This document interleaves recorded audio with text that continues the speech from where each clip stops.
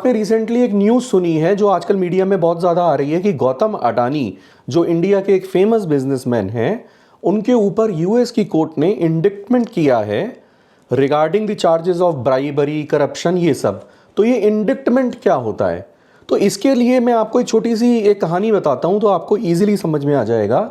एक पहले ज़माने में गांव में एक राजा होता था। अब राजा का काम ये था कि जब उसकी प्रजा में कुछ लोगों का आपस में झगड़ा हो जाए तो लोग उसके पास जा सकते हैं और अपने डिस्प्यूट को रिजॉल्व करवा सकते हैं। और राजा की जिम्मेदारी ये है कि वो एज जज बनके और लोगों की बात सुनेगा और उनका जो डिस्प्यूट है, जो भी आपस में ट्रांजैक्शन है या जो भी बात है, उसको ख़त्म करवाएगा। और अगर किसी ने गलत किया है तो क्रिमिनल को सज़ा देगा। तो ये एक राजा का काम होता था। अब सवाल ये है कि जब राजा के सामने लोग जाएंगे अलग अलग और अपनी अपनी बात कहेंगे तो राजा कंफ्यूज हो जाएगा। तो हुआ ऐसा कि एक बार राजा के सामने एक आदमी गया और बोला कि देखो, मेरे पड़ोस में जो रहने वाला दूसरा आदमी है उसने मेरी ज़मीन पे कब्जा कर लिया गलत तरीके से, जबकि ये ज़मीन तो राजा साहब आप ही ने मुझे दी हुई है, तो इसका मालिक मैं हूँ और आपके रिकॉर्ड में भी ये बात होगी और मेरे पास भी कागज़ है जिसके तहत मैं मालिक हूँ। बट ये जो मेरा पड़ोसी है ये बहुत ही ख़राब आदमी है, इसने मेरी ज़मीन पे नाजायज़ कब्ज़ा कर लिया। तो राजा ने अपने सिपाही को भेजा और उस पड़ोसी को बुलवाया। पड़ोसी ने बोला कि ये ज़मीन का असली मालिक तो मैं हूँ, ये तो मेरे दादा ने खरीदी थी और मेरे दादा के बाद मेरे फादर के पास ये प्रॉपर्टी आई और अब मेरे फादर की भी डेथ हो गई, तो इस प्रॉपर्टी का असली मालिक मैं हुआ। अब राजा कंफ्यूज हो गया कि इस प्रॉपर्टी का असली मालिक कौन है, किसको हम मालिक माने।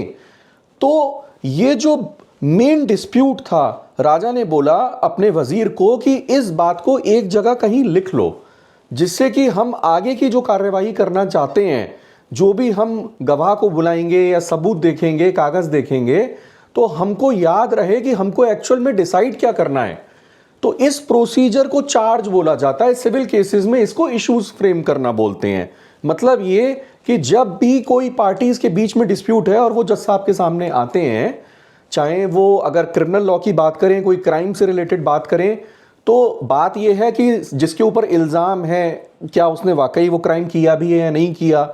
अगर सिविल केस है, सिविल केस का डिस्प्यूट है, कोई प्रॉपर्टी का डिस्प्यूट है, तो उस प्रॉपर्टी का असली मालिक कौन है। तो ये जो मुद्दे हैं जो अब डिसाइड करने हैं उसको एक जगह फॉर्मल तरीके से लिख दिया जाता है जिससे कंफ्यूजन ना हो और आगे का वे फॉरवर्ड क्लियर हो, माइंड में क्लैरिटी रहे। तो सिविल केसेस में इसको इश्यूज फ्रेम करना बोलते हैं और क्रिमिनल केसेस में चार्ज फ्रेम करना बोलते हैं। तो जो चार्ज बोलते हैं हम इंडिया में, इंडियन क्रिमिनल लॉ के कॉन्टेक्स्ट में, वही यूएस में इंडिक्टमेंट बोला जाता है। तो गौतम अडानी के ऊपर जो इंडिक्टमेंट हुआ, मतलब ये चार्ज लगाया कोर्ट ने कि आपके ऊपर चीटिंग, ब्राइबरी एक्सेट्रा के चार्जेस हैं जिसको आपको आने वाले टाइम में कोर्ट के सामने फेस करना पड़ेगा।